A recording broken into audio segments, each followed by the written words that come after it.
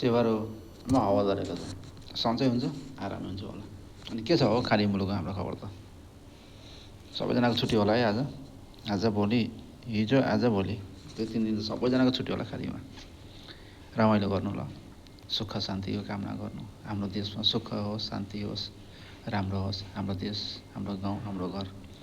आफ्नै देश छिटो फर्किन पाऊँ, आफ्नै देशमा गरी खान पाऊँ, होइन र? हामी सबैजनाको पाथिभरासँग यही कामना गरौँ। जय पाथिभरा। हालसाल भएको नेपालमा घटनाहरू धेरै छन्, तर थोरै होला, धेरै छन्, तर आज थोरै भन्छु म। हाम्रो देशमा भएका नेताजीहरू, सरकारमा भएका हाम्रा नेपाली दाजुभाइहरू, तपाईँहरूलाई हामीले भोट नदिएको होइन, पालो सबैजनाले हामीले तपाईँले भोट दिएको, जिताएकै हामीले हो। र एकचोटि आफ्नो छातीमा हात राख्नु त नेपाली जनताले हामीले माया नगरेको हो कि गरेको हो कि होइन? जब नेपाली जनताले तपाईँहरूलाई माया गरेकै हो भने नेपाली जनतालाई तपाईँले सुख, शान्ति र विकास दिनुभयो, आफ्नै देशमा बसी खाने बाटो बनाइदिनु भयो, होइन नि?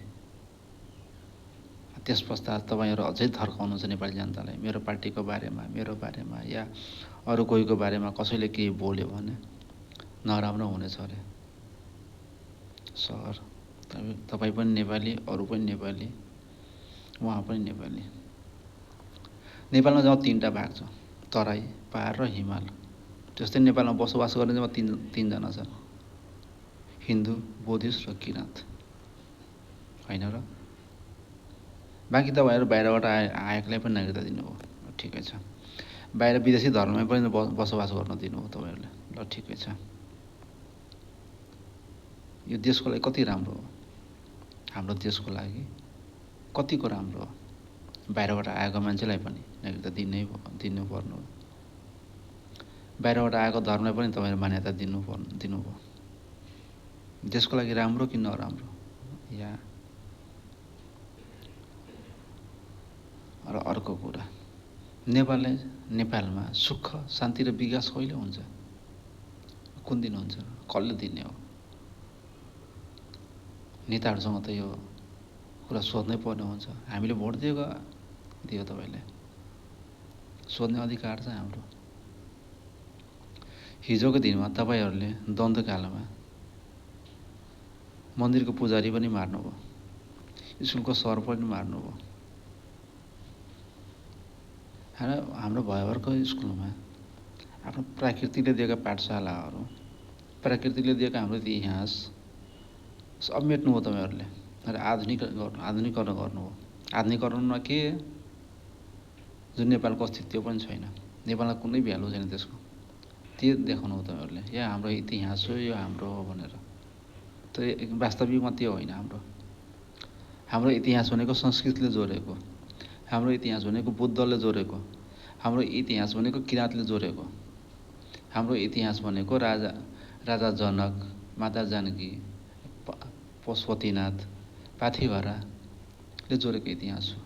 हाम्रो इतिहास भनेको ऋषिमुनिको इतिहास हो, होइन र? तपाईँहरू विदेशबाट ल्याएर विदेशीकरण गरेर दुनियाँदीबाट गरिदिनु भयो, नेपाललाई बिगार्नु भयो।